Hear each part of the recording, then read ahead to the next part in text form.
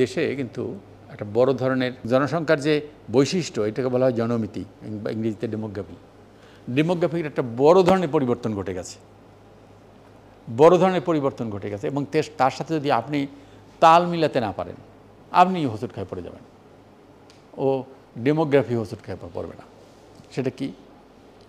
তো জনসংখ্যা বাড়ার একটা কিন্তু জনসংখ্যা বাড়ে কমে আমরা বলতাম জনসংখ্যা একটা সমস্যা, জনসংখ্যা আমাদের সমস্যা না, আমরা সেটা ইউটিলাইজ করতে পারি না, সেইটা একটা সমস্যা। বাংলাদেশের উপর দিয়া বাংলাদেশ গঙ্গা ব্রহ্মপুত্র মেঘনা বেসিনের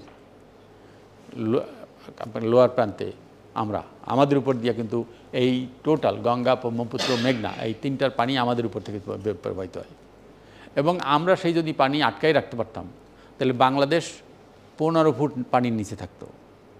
এটা কিন্তু সব মিষ্টি পানি, আমরা সেই মিষ্টি পানিটার ব্যবহার করতে পারি না, নদীতে চলে যায়, লবণ পানিতে মিশে যায়, আমাদের খাল বিল আমরা দখল করে ফেলি। কাজেই সেটা আমাদের ব্যর্থতা, তো পানির তো ব্যর্থতা না, পানি তো আমাদের উপর দিয়েই চলে যায়, আমরা এটা ব্যবহার করতে পারি না আমাদের অপরিকল্পনার কারণে, আমাদের লোভের কারণে আমরা খাল বিল দখল করি। আমরা ভবিষ্যতে আমাদের এই খাল বিলগুলো দখল ভবিষ্যতে আমাদের ওয়াটার রিজার্ভার হিসেবে ব্যবহার করতে হবে, খাল বিল নতুন করে কাটতে হবে। ডেমোগ্রাফিক চেঞ্জটা হয়েছে, যে পরিবর্তনটা হলো যে আগে জনসংখ্যা বেশি বাড়তো না, বাড়ার একটা রেট ছিল যে এই মানে ধীরে ধীরে বাড়তো, যদিও জনসংখ্যা বেশি ছিল, জনসংখ্যার হারও বেশি ছিল আর মৃত্যু বেশি ছিল। ডায়রিয়ায় মারা যেত, কলেরায় মারা যেত, বসন্তে পক্সে মারা যেত প্রতি বছর এরকম এবং তাতে কিন্তু কেউ রেহাই হইতো না। রবীন্দ্রনাথ জমিদার ছিল, তারও 3 ছেলে মেয়ে মারা গেছে। নজরুল সচ্ছল ছিল না অসচ্ছল ছিল, কবি নজরুলের 2 ছেলে মারা গেছে, জানেন? নজরুলের 2 ছেলে মারা গেছে, রবীন্দ্রনাথের 3 ছেলে মারা গেছে, রেহাই নাই। কারণ আগে TFR বলে টোটাল ফার্টিলিটি রেট, একজন মা কজন সন্তান দেন, একজন মা সেটা ছিল 6.3 জন গড়ে। আমরাই 8 ভাই, কারো রবীন্দ্রনাথ 14তম সন্তান, আর কারো 2 জন, গড়ে 6.3 জন। এখন এটা 2.2-র নিচে এবং এইটা আরও কমবে এবং জনসংখ্যা কমা শুরু করবে। এটা পৃথিবীতে সব দেশে ঘটছে, আমাদের দেশেও ঘটবে, এখান থেকে এটাকে রুখতে পারবে না। এখন হলো যে এই স্ট্যাটিস্টিক্স বলে যে 1801 সালে এই এলাকা, আমাদের বাংলাদেশের যে এলাকা, এই এলাকায় জনসংখ্যা ছিল 1,45,00,000, আর 1901 সালে অর্থাৎ 100 বছর পরে সেই জনসংখ্যা হচ্ছে 2,89,00,000, অর্থাৎ জনসংখ্যা দ্বিগুণ হইতে সময় নিছে 100 বছর। কারণ যেভাবে জন্মগ্রহণ করছে আবার মারাও গেছে। জনসংখ্যার বুমটা মানে বাড়াটা কবে শুরু হলো? 1931 সালে এই সেন্সাসে কিন্তু দেখবেন 31, 41, 51, মানে এটা কারণ হলো ব্রিটিশরা শুরু করছিল 1871 সালে, 1861 সালে হলো প্রথম সেন্সাস। 10 বছর অন্তর এইখানে এখন বাংলাদেশ, ভারত, পাকিস্তান সব জায়গায় সেইটাই চলতেছে। 2011 হয়েছে, আবার 2021 হওয়ার কথা, সেটা হলো 22 হয়েছে ওই কারণে, ওই করোনার কারণে, আবার 2031 হবে। এখন এই 1931 সালে বাংলাদেশের এই যে জনপদ, এই এলাকায় জনসংখ্যা ছিল 3,53,00,000। এটা জনসংখ্যার এটা সে রিপোর্ট আছে এখনও। আর 1951 সালে সেইটা হয়েছে 3,79,00,000, অর্থাৎ জনসংখ্যা 20 বছরে বাড়ছে 26 লাখ। আর 1971 সালে আমরা বলি কয় কোটি ছিল? 7 কোটি। 51 সালে 3,79,00,000 আর 71 সালে 7 কোটি, তার মানে বাড়ছে কয় কোটি? 3,21,00,000। আগের 20 বছরে বাড়ছে মাত্র 26 লাখ, পরের 20 বছরে বাড়ছে 3 কোটি, একই জায়গায়। কারণ কি? কারণটা হলো যে জনসংখ্যা, এটা হলো আগে যেটা ছিল যে যেভাবে হয়, যেভাবে মারা যায়, এইটাকে বলা হয় ডেমোগ্রাফিক ট্রানজিশন, ডেমোগ্রাফিক পরিবর্তনের পূর্ব ধাপ। এরপরে 1951 সালের পরে আইয়ুব খান আসলো, এই সময়, তারপরে ওই সময় গ্রামে গ্রামে 60-এর দশকে ওই 50-এর দশকে টিকাদার গেল, টিকা দেওয়া শুরু হলো, টিউবওয়েল বসা শুরু হলো, গ্রামে গ্রামে টিউবওয়েল গেল না। প্রথমে টিউবওয়েল খাইতো না, পানি খাইতো না। আমার ফাদার চেয়ারম্যান ছিল, টিউবওয়েল বসেছে, অনেক খাইতো না। টিউবওয়েলের পানি দিয়া পান্তা ভাত ভিজাইলে নাকি টেস্ট লাগে না, কত কিছু গন্ধ আসে। তারপরে ইরি আসলো, সার, বীজ, সার, তারপরে পেস্টিসাইড, এগুলো ফ্রি ছিল। কাছারি ঘর আমাদের ভর্তি থাকতো, যে যা নিয়ে নিত না, খাইলে টেস্ট লাগে না ওইটার। তো এখন জিনিস হলো কাজী দক্ষিণাঞ্চলে পোল্ডার হলো, ওই যে কোস্টাল পোল্ডার, মানে ওই যে বাঁধ হলো, এমব্যাঙ্কমেন্ট হলো। তার মানে ফসল উৎপাদন বাড়লো, প্লাস হলো আপনার স্যানিটেশন কভারেজ গেল, বাড়ি বাড়ি স্যানিটারি ল্যাট্রিনের জন্য ওয়াটার সিল ল্যাট্রিন গেল। তো কাজেই স্যানিটেশনের কভারেজ হলো, ফুড প্রোডাকশন বাড়লো, হেলথ কিছু হলো, মৃত্যু হার কমলো, জন্ম হার ওই গতি থাকলো। জন্ম হারের গতি ঠিক থাকলো, মৃত্যু হার কমে গেল, জনসংখ্যা বেড়ে গেল। ঠিক আছে, যে আগের 20 বছরে 31 থেকে 51, সেই সময় বাড়ছিল 26 লাখ, 51 থেকে 71, সেই 20 বছরে বাড়ছে 3,21,00,000। তার মানে একই জায়গায়, কারণ হলো জনসংখ্যা বেড়ে, এই জন্মহার ঠিক থাকলো, মৃত্যু হার কমে গেল। এইটা হলো ডেমোগ্রাফিক পরিবর্তনের প্রথম ধাপ।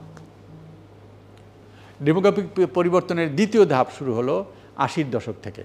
স্বাধীনের পরে ব্যাপক ফ্যামিলি প্ল্যানিং কার্যক্রম, তারপরে এই যে বিধুবাই টুবাই চাকরি যাওয়া শুরু হলো, শিক্ষা বাড়লো, শিক্ষা বাড়তে শুরু করলো, ফ্যামিলি প্ল্যানিং কার্যক্রম বাড়া শুরু করলো, 2 সন্তানের বেশি নয়, কত স্লোগান, তারপরে ওই টিউবেক্টমি, ভ্যাসেক্টমি, বিভিন্ন এইটা হলো, মানে ব্যাপকভাবে কার্যক্রম শুরু হলো। এবং ফ্যামিলি প্ল্যানিং কার্যক্রম, শিক্ষা, তারপরে সব কিছু মিলে জন্মহারও কমা ধরলো। তো জন্মহারও কমা ধরলো, মৃত্যুহারও কমা ধরলো। কাজেই পরিবর্তন হলো, শুরু হলো ডেমোগ্রাফিক ট্রানজিশনের দ্বিতীয় ধাপ 80-র দশক থেকে। এবং তখন হলো কি, জনসংখ্যা কমা, মানে ওই আগের রেটে যেভাবে বাড়তো সেইভাবে আর বাড়ে না, আস্তে আস্তে বাড়া শুরু করলো। এবং 2000 সালের পরে আইসা শুরু হলো ডেমোগ্রাফিক ট্রানজিশনের তৃতীয় ধাপ। সেটা কি, প্রাপ্তবয়স্ক সংখ্যা বৃদ্ধি। কারণ ওই যারা ছোটো ছোটো ছিল স্বাধীনের পরে, দেখেন 5-6টা ছেলে মেয়ে ছোটো ছোটো, এগুলো সব বড় হয়ে গেল, কর্মক্ষম জনসংখ্যা বাড়তে শুরু করলো। এই যে কর্মক্ষম জনসংখ্যা ধরা হয় 15 থেকে 64 পর্যন্ত, 15 বছর থেকে 64 পর্যন্ত, এই যে সময়টা, এইটাকে বলা হয় যে কর্মক্ষম জনসংখ্যা। এইটা যত বাড়তে থাকবে, দেশ তত দ্রুত উন্নতি হবে যদি প্ল্যান করা হয়। এবং আর কাজে সেইটা বাড়া শুরু করলো, কারণ ওরা ছোটো ছিল, কিন্তু জন্মহার কমা শুরু করলো। কাজেই জন্মহার কমা শুরু করলো, আর যারা জন্মে গেছে তাদের বড় হওয়া শুরু করলো, কর্মক্ষম জনসংখ্যা বাড়লো। এইটার বলা হয় ডেমোগ্রাফিক ট্রানজিশনের বা জনসংখ্যা পরিবর্তনের থার্ড স্টেজ। সেইটা আমাদের চলতেছে, এইটা থাকে সাধারণত 30 থেকে 35 বছর। আমাদের 2000 সালের পরপর এটা শুরু হয়েছে। এটা 30-35 সাল পর্যন্ত, সর্বোচ্চ 40, এরপরে থাকবে না। এটাকে বলা হয় ডেমোগ্রাফিক বোনাস, অর্থাৎ জনসংখ্যার বোনাস। এই বোনাসটাকে যদি আপনি কাজে লাগাতে পারেন, আপনি ডিভিডেন্ড হবে, মানে লাভ পাবেন, আর নাহলে একটা ডিজাস্টার হবে।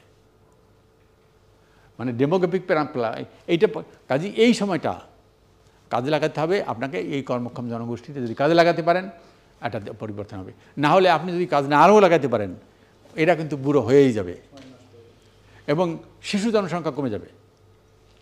কারণ টিএফআর আমাদের ওই 6.3, তারপরে 5, তারপরে 4, তারপরে 3, তারপরে 2, এখন 2.2 নিচে, কোথাও কোথাও 2.13, খুলনা ডিভিশনে 1.9।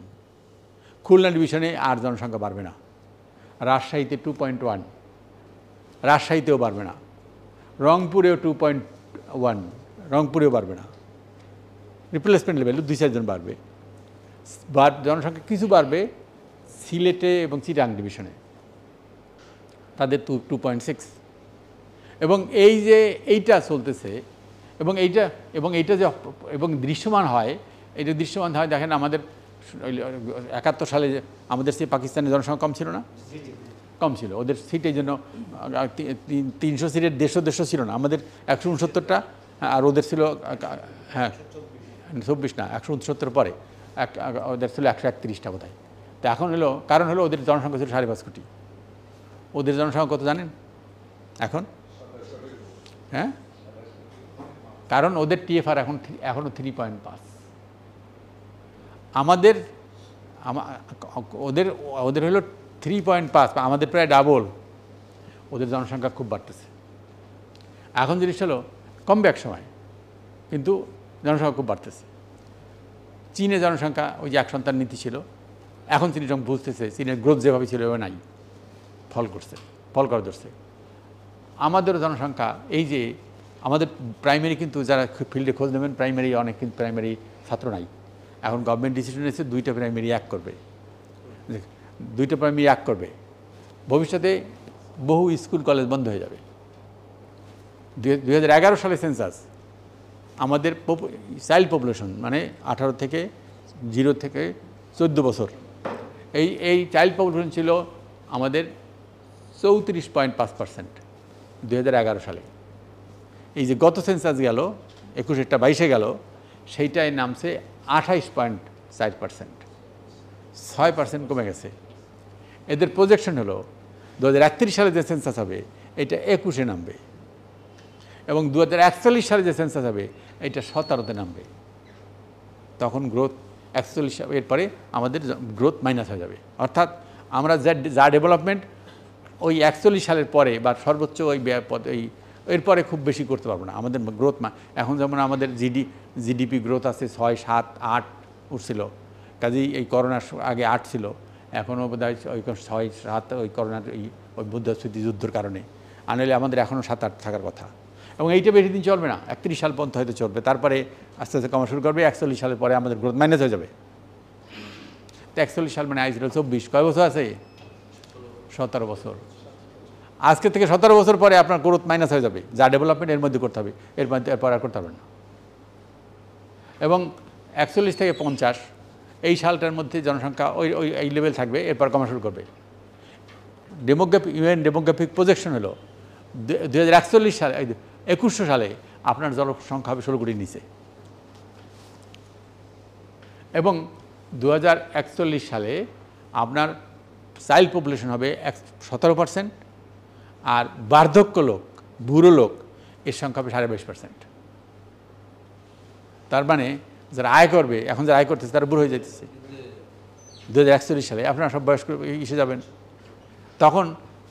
আর ওদিকে মানে এই মেইন জায়গাটা ঘর খালি হয়ে যেতেছে, বার্ধক্যের দিকে চলে যাচ্ছে কাজের ঘর। আর ওই কাজের ঘরে যারা ঢুকবে সে রাস্তায় লোক কম, লোক নাই। কী বুঝতে পারছেন? চাইল্ড পপুলেশন কমে যাচ্ছে, ফিডার রোডে লোক কমে যাচ্ছে, মেইন রোডে উঠবে কারা? আর মেইন রোডের লোকজন বার্ধক্য চলে যাচ্ছে। কাজেই একটা বড় ধরনের ডেমোগ্রাফিক পরিবর্তন ঘটতেছে। এটা কিন্তু আপনি রুখতে পারবেন না, এটা ঘটবেই। জাপানে ঘটছে, জাপানের 90 লাখ বোধহয় বাড়ি খালি। কদিন আগে পেপার দেখছেন না? খালি, কারণ লোক নাই। এবং এইরকম অবস্থাটা আপনার দেশেও ঘটবে, পৃথিবীর প্রত্যেক দেশে ঘটতে বাধ্য। এটা হলো ডেমোগ্রাফিক সেন্স। এখন 5টা 7টা সন্তান কিন্তু নেয় না, ভবিষ্যতে আরও নেবে না। এবং চীনে প্রথম ছিল যে কোনো সন্তান নিতে পারবে না, 1 সন্তান বেশি হলে শাস্তি। 2016 সালে এসে বুঝলো যে কাজটা ঠিক হয় নাই, খুলে দিল। এখন বোনাস দিচ্ছে, জাপানে বোনাস দিচ্ছে। কিন্তু যে কাপল, যে সাথী একবার সন্তান কম নিতে অভ্যস্ত, তারা বোনাস দিলেও সন্তান নেবে না, অভ্যাস। কাজেই এই পরিবর্তন আপনি ঢুকতে পারবেন না। এবং আমাদের কিন্তু এক্সপ্যানশনের এটাও একটা কারণ, যে এখন যদি এক্সপ্যানশন না করেন ভবিষ্যতে কার নিয়ে এক্সপ্যানশন করবেন? বুড়ো মানুষের নিয়ে সমিতি করবেন, যার আনপ্রোডাক্টিভ লোকদের সমিতি করবেন। কাজেই সমিতি করলে এখন করতে হবে, উঠলে এখনই উঠতে হবে, এছাড়া আর সময় নেই।